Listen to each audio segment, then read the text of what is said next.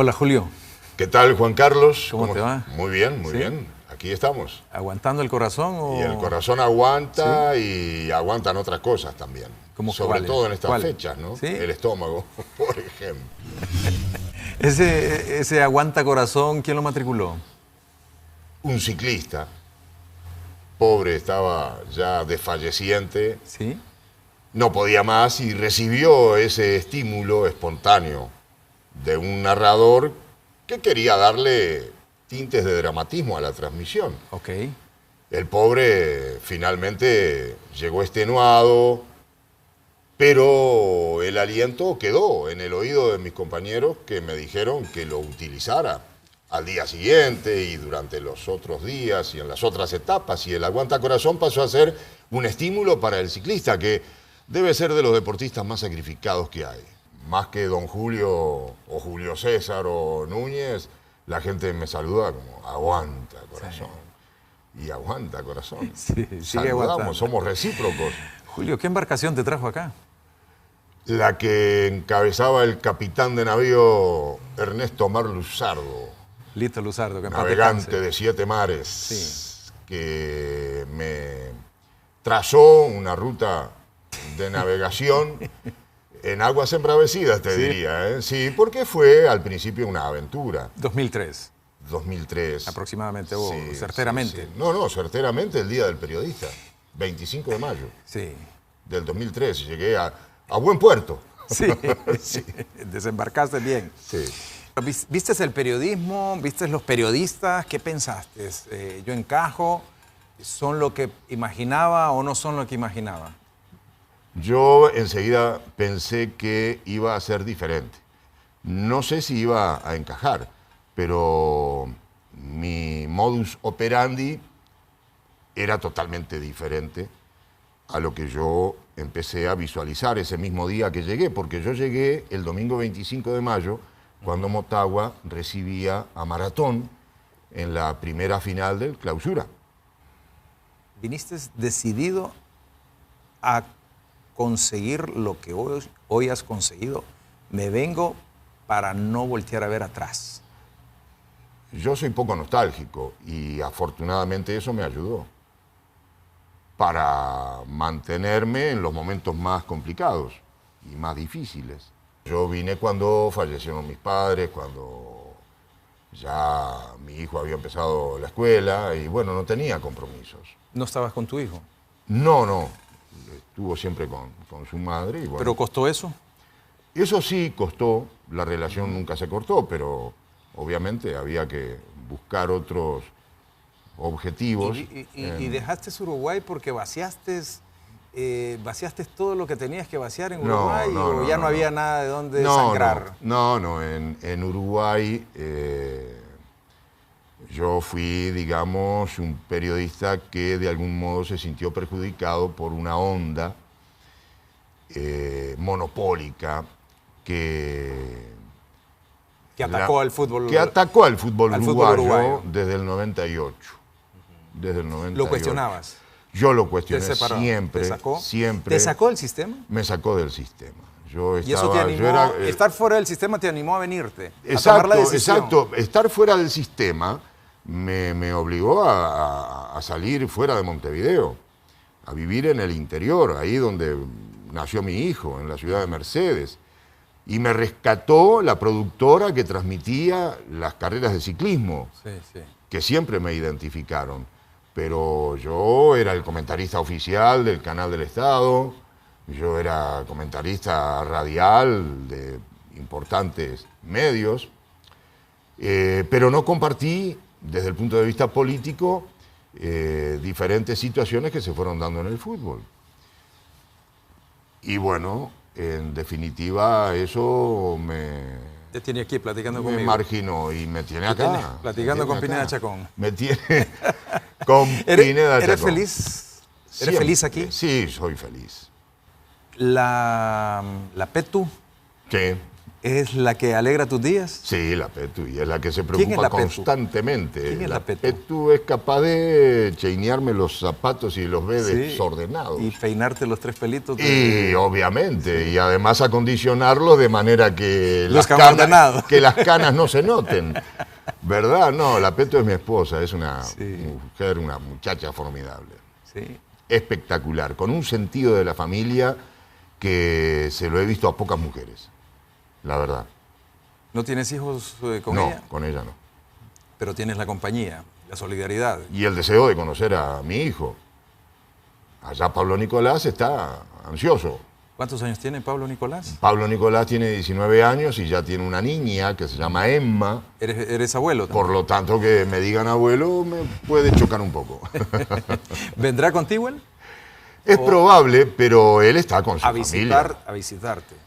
Sí. O a olfatear qué hay por aquí. No, lo más probable es que nosotros vayamos primero antes que él pueda venir. Sí. Muy bien. Bueno, Julio, estás con Pineda Chacón. Acá estamos. Compartiendo esta amena plática. Vamos a ir a publicidad y cuando regresemos seguiremos hablando de otros episodios igualmente interesantes en la vida de este querido amigo Julio César Núñez. Ya venimos. Estamos con Julio Núñez, a quien le pregunto si la colindancia suya con otras carreras o con otros artes o talentos te ha puesto cerca de que eres periodista, eres un gran comunicador, pero pudiste ser un comediante, un publicista o un guionista de publicidad. ¿Eres muy gestual? Trato de no serlo mucho, porque siempre me han dicho en televisión no muevas mucho los brazos, no muevas mucho no gires mucho el cuello. Entonces, pero en la radio te desatas, gesticulas, te mueves. Cuando estás en lo más alto de un comentario, por ejemplo, comentando un gol de la selección, gesticulas, mueves tus manos, ¿cómo lo haces? Totalmente, es más, generalmente veo los partidos de pie. Me incomoda un poco estar sentado. No puedes estar Y cuando juega la selección, ya el comentario pasa a ser casi el de un aficionado, ¿no? Sobre todo gestualmente. Un uruguayo que vive en Honduras y tiene la pasión por la selección como tú, ¿cómo debemos de interpretarlo? Creo que de la forma como yo lo transmito. Lo mío intenso. No es una ficción, no es una actuación. Ni es una pose demagógica, ni que pretenda ser elegante para quedar bien. No, lo mío es espontáneo, sincero. Sincero. Y ¿eres más uruguayo que hondureño? No, soy más hondureño que uruguayo. No tengas ninguna duda. Cuando Costa Rica todavía le ganaba a Estados Unidos, y nosotros en El Salvador ya veíamos que Honduras ganaba, la gente, los salvadoreños, empezaron a gritar y a corear el nombre de Uruguay, sabiendo que iba a ser el rival de Honduras en la reclasificación o en el repechaje. Yo pensaba, ¿qué mes me espera en Honduras? Claro. Sabiendo que venía a Uruguay a jugar y que después había que ir a hasta Montevideo. Que apareció Jonathan Bornstein. Apareció Bornstein, pero en realidad a mí no me acomodó nada Bornstein, porque ya estaba absolutamente convencido que deseaba que Honduras superara cualquier escollo para ir a Sudáfrica. No te preguntaba para que tengas que demostrar en realidad tu pasión por Honduras, porque lo demuestras día a día con tu trabajo, con tu empeño, con la familia que ahora has hecho mención. ¿Tú eres periodista 24/7 o es una obsesión tu trabajo, tu entrega, tu dedicación al periodismo, Julio? Es algo natural que me parece que pasa por estar siempre pendiente, atento. Aún de vacaciones uno está pendiente. ¿Algún reclamo de la Petu? No, en algún momento, hoy estamos de vacaciones. Claro, y es lógico que eso suceda. Desenganchate, desconectate un poco. ¿Cuántas horas estás fuera de casa dedicado a tu trabajo? Y prácticamente todo el día. Todo el día. ¿Lo disfrutas mucho? Lo disfruto, pero eso provoca que disfrute mucho más los momentos cortos que estoy en mi casa. Ok. ¿La tecnología es amigable contigo o tú con ella? Para estar muy informado, porque la información es una pasión tuya. Sí, obviamente. Para transmitirla y para absorberla. Al principio no había mucha empatía, la tecnología pasaba por mi lado y yo no le paraba Ese era el bola. disimulado. Pero empezamos a congraciarnos, a llevarse bien. y hoy ya es una buena convivencia. Tu voz es acigarrada, fue condimentada por tus cuántos años Por el vicio de armonía del cigarrillo. con el cigarrillo. No. Siempre fuiste así. Siempre. Sabes que a mí la voz me ayudó para empezar a trabajar a los 15 años. Sí. ¿A los cuántos años comenzaste a fumar? Empecé ya después de mi primer matrimonio, tipo a los 25 años más o menos. Tarde para un fumador. Sí. ¿Y luego cuántos cigarrillos? No, 20 por día, era una cajilla por día. Una cajilla. Sí, eso sí. ¿Alguna vez hiciste intento por dejarlo? No, yo siempre decía, incluso aquí en Tegucigalpa, lo voy a dejar cuando me dé un gran susto. ¿Y te lo dio? Y me lo dio, la verdad. Sí, ¿Casi mueres? Sí, estuve al borde de la muerte. ¿Qué recuerdas de ese episodio? Bueno, mi rebeldía a ser asistido pese al reclamo de la PETU, y después la primera atención del doctor Enríquez en el seguro, y ya después tengo entendido que ¿A qué hora se apagó la luz? En un estado de coma. El conocimiento. Un rato después que ingresé al hospital, al seguro. Hospital, sí. ¿Y cuando despertaste, qué te dijeron? Que Honduras había dado el aztecaso. Sí. Pero que habíamos empatado con Panamá en Tegucigalpa. Esa fue la primera información que me dio un médico, una enfermera. ¿No nos estás acomodando esa historia para que sea tan exacta Jamás, entre prácticamente sobrevivir, salvar tu vida y vincularte con nuevo? Es que es el primer comentario que me hicieron. Yo cuando desperté, pero preguntaste no estaba tú, mi familia. No, la gente me... Julio, sí. Ganamos. Porque tú antes estabas como presumiendo o presagiando de que Honduras lo podía dar, el aztecaso. Sí, lo días antes de entrar en coma. Sí, claro. Es que yo... ¿Y qué sentiste en ese momento? Yo me resistía a la atención porque yo esperaba sentirme mejor porque yo tenía la transmisión del partido. Claro. Pero bueno. ¿Y qué sentiste en ese momento? No, la verdad... Casi te vuelves a dormir, ¿no? No. La información supongo que fue procesada, pero estaba en un estado de mucha debilidad y aún permanecía en cuidados intensivos. Pero ¿Y cómo fueron los días posteriores? Empezando a reconocer a la gente que me visitaba. ¿Qué te contaron? Que había estado en coma, que había tenido una especie de paro cardiorrespiratorio en algún momento. ¿Qué te hizo pensar de la vida? ¿Qué reflexiones te dejó esa experiencia? Bueno, justamente lo que habíamos mencionado antes, ¿no? La capacidad, la posibilidad de tener una familia, una compañera al lado, una familia, compañeros, y bueno, y eso es clave, resultó ¿Cambió tu vida? fundamental. ¿En qué medida? En que uno se siente mucho más sano, ¿no? Y cambió además... Al no fumar. Al no fumar. Pero pasando el episodio que pasaste, ¿qué reflexiones te dejó? Que la fe es algo que puede resultar intangible, pero que existe. Y que a veces, digamos, recogerse bajo la custodia de alguien superior puede provocar situaciones muy, muy favorables. Estoy hablando de cuestiones de religión.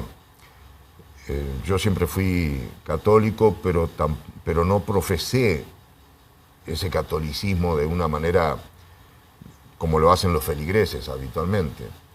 Ese episodio a mí me ayudó para acentuar esa creencia El divino niño Jesús ha pasado a ser, digamos, un elemento de devoción constante y de agradecimiento permanente. Después, las ganas de vivir que aparentemente yo tenía, por lo que me comentaban, ¿no? Y la ayuda de los amigos, la presencia constante de los amigos, de la familia. Entonces uno cuando se va recuperando, naturalmente que no puede olvidar eso. Tiene que seguir viviendo de la mano de esos elementos. Por eso siempre digo que mi nueva fecha de nacimiento es el 11 de septiembre, que fue cuando recuperé. Del 2013. 13. Sí. ¿A qué te hizo renunciar todo eso? Bueno, fíjate que solo al cigarrillo, porque después la vida ha continuado. Hablando de potras, ¿jugaste alguna vez potras? ¿Jugabas fútbol? Sí, claro. ¿Lo hacías bien? Lo hacía bastante. No tan bien. Sí, no, muy bien. lo hacía bastante bien. Suárez, Cavani, Recoba, ¿eras uno de ellos o...? ¿O eras un buen comentarista? No. Era un buen picapiedra. Sí. ¿A qué aspiras? Darle a mi familia una calidad de vida que le permita seguir desarrollando el camino cuando yo me deba apartar. Por una cuestión natural. Claro. Pero queda Julio para rato. Sí, me ¿Te siento sientes espiritualmente de cuántos años? Muy fuerte. Espiritualmente de 30, ¿Sí? de 25. ¿Y físicamente? Sí, físicamente bien. Sí, muy bien. Bien. Normalmente los que te conocemos, eres muy controlado, pero algo te saca de balance. ¿Hay alguna cosa que te rompa la tranquilidad? Y a veces la impuntualidad o la mentira. Son cosas que a uno lo afectan anímicamente, ¿no? Entonces, la confianza que vos tenés se puede perder. Alguien me dijo, la confianza se gana como quien va subiendo una escalera, ¿no? Ahora se pierde como cuando bajás en un ascensor. Por ahí en esas comparaciones surgen chistes o uno uno va recordando no se me anécdotas. Olvidó una vez que me dijiste, anda más perdido refiriéndose a alguien que una pulga en un perro de plástico. ¿Te imaginas? Pero luego tenés que explicar la pulga buscando el pelo de un agarrar. Seguro, una pulga en un perro de plástico es complicado. O también más asustado que perro en bote. Perro en bote. Sí. Pero en bote en una lancha. En una lancha, el mar, sí, vos viste que los en un perros lago. es terrible.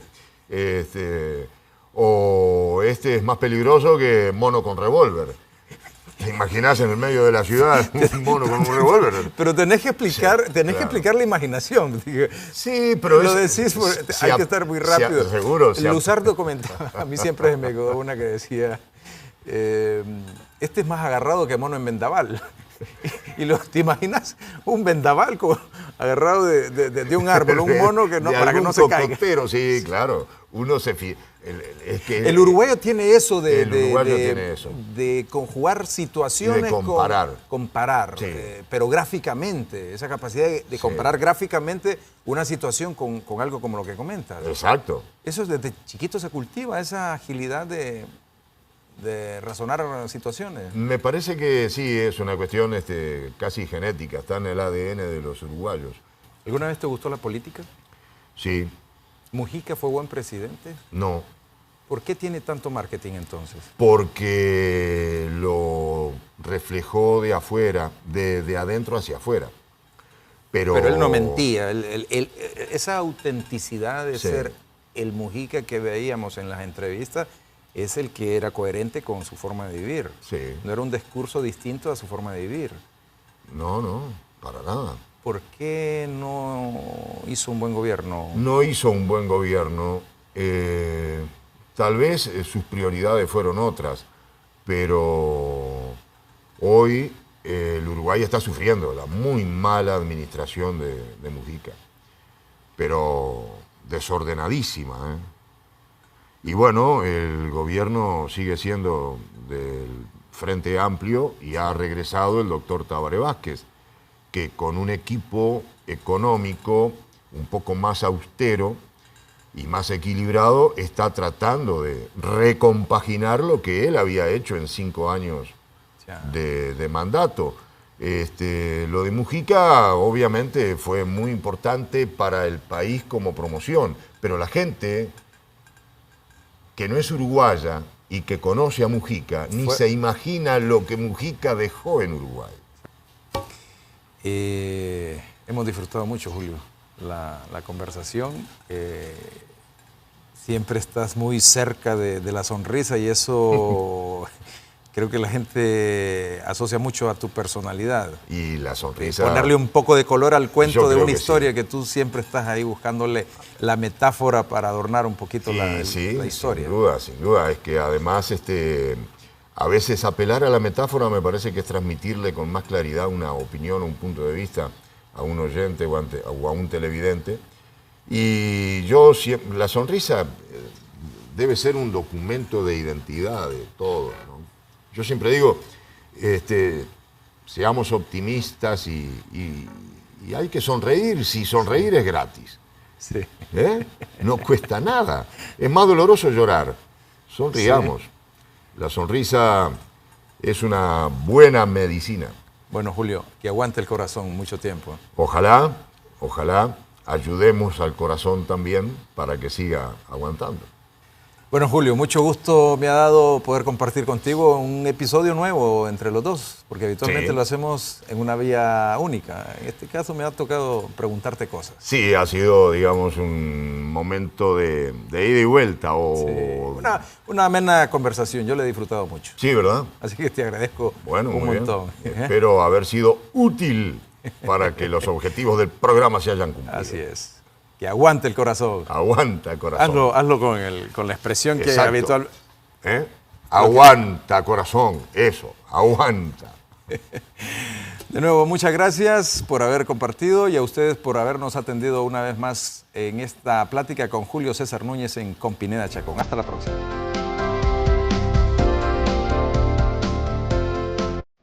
Un ratito más, Núñez. Un último atardecer sobre el Nacional, donde el eco de tu voz acigarrada nos cuente que el fútbol es razón suficiente para sonreír, para seguir. Un ratito más, Núñez, para recordar tu natal Río de Piedras, la milanesa que te gustaba, o la historia que te pusieron nombre de emperador romano. ¿Te acordás, Núñez, aquella primera radio donde trabajaste? ¿Cómo es que se llamaba? Y en aquella época se llamaba Canelones en el Éter. Un nombre de esos nombres de principios de siglo. Un ratito más, Núñez, para que me contés de aquellas rutas de ciclismo que cubrías, de aquella moto que se arruinaba y no te permitía seguir el ritmo, obligándote a inventar que este o aquel iban ganando. Ya después, en el último kilómetro, contabas la otra parte, la de verdad. En esas vueltas de la vida nació el aguanta corazón. Esa frase nace en Uruguay, en el ciclismo. ¿Y por qué se dice? En esas horas en las que uno tiene que rellenar y darle emoción. Dale, Núñez, contame del golpe de estado que cubriste en Uruguay, de los papas entrevistados, de aquellos clásicos narrados. Contame de los nuevos comienzos. Para que yo venga y provoque un cisma en el periodismo deportivo hondureño. Llegaste a Honduras en el 2003 para trabajar, o mejor dicho, para volver a respirar. Pero sobre todo llegaste para enseñar, primero a una mesa donde sobraba pasión por el fútbol, después a una Globo que fue la antesala de una HRN que hiciste más grande y que convertiste en escuela, a la par de un TVC donde bajabas la pelota al piso, donde fuiste razón, equilibrio, sabiduría, sin perder jamás la alegría de vivir. Me encanta lo que hago.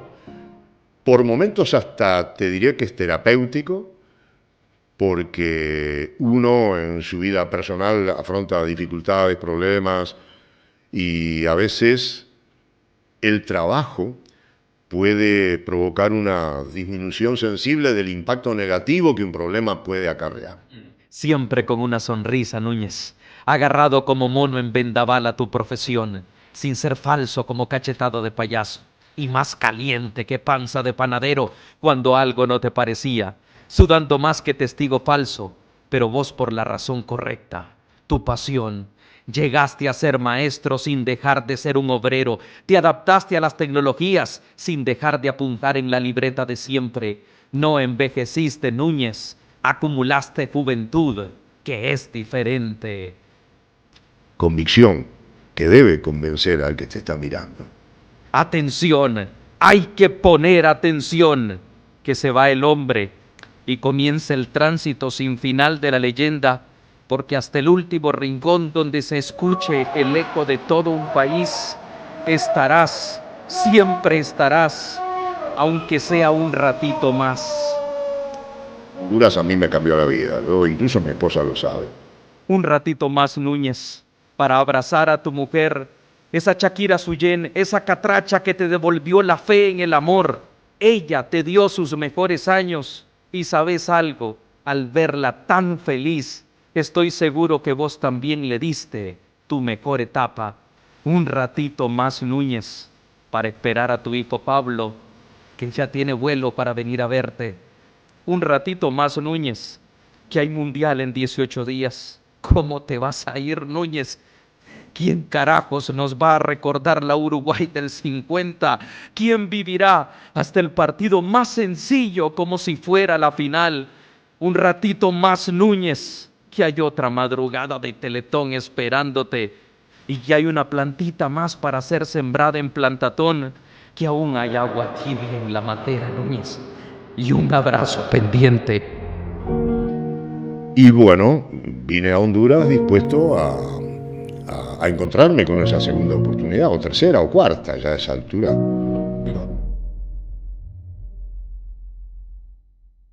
Así como el día que murió tu padre y no faltaste a esa transmisión de radio que tenías, así nos toca seguir a nosotros. La vida es una lección permanente, Núñez. Llegaste un domingo de 2003, cuando se jugaba una final Motagua Maratón, y te vas un domingo que otra vez se juega una final Motagua Maratón. Entre aquel primero y este último solo puedo decirte, misión cumplida, maestro.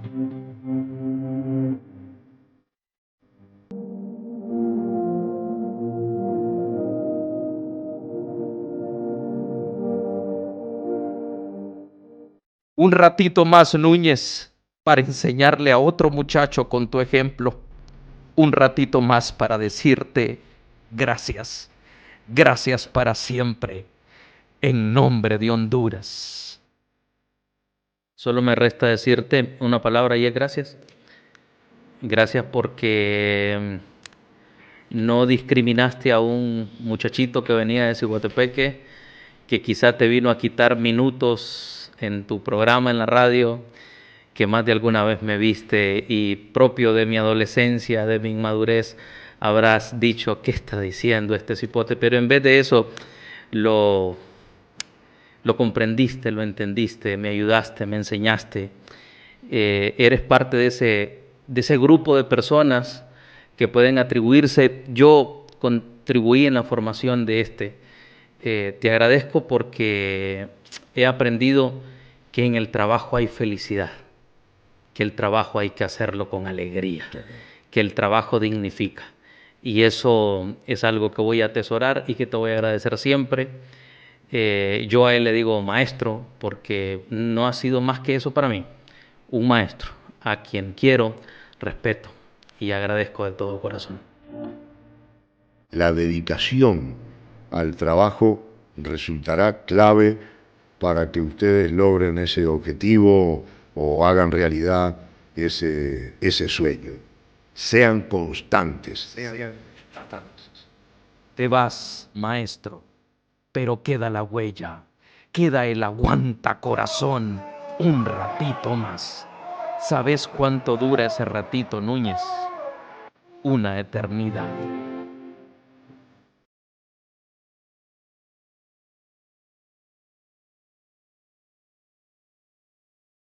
Aguanta, corazón.